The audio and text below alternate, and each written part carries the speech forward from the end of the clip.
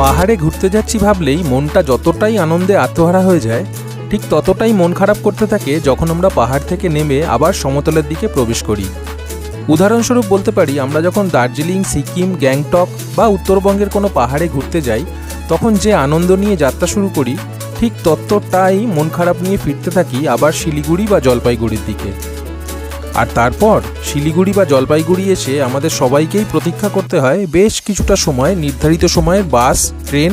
বা ফ্লাইট ধরার জন্য। আর ঠিক এই সময়ই আমাদের মনে হয় যে শেষবেলার এই ওয়েটিং টাইমটা যদি কাজে লাগিয়ে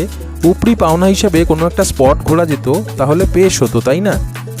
ঠিক এই কথাটা ভেবেই আমরা টিংলু টংলু চ্যানেল আপনাদের জন্য নিয়ে এলাম এই ভিডিওটি, যেখানে আপনি উত্তরবঙ্গ বা সিকিম থেকে ফেরার পথেই মাত্র 1 থেকে 2 ঘন্টা খরচ করেই খুব সহজেই ঘুরে ফেলতে পারবেন দারুণ এক জঙ্গল সাফারি, যেখানে আপনি একদম আপনার হাতের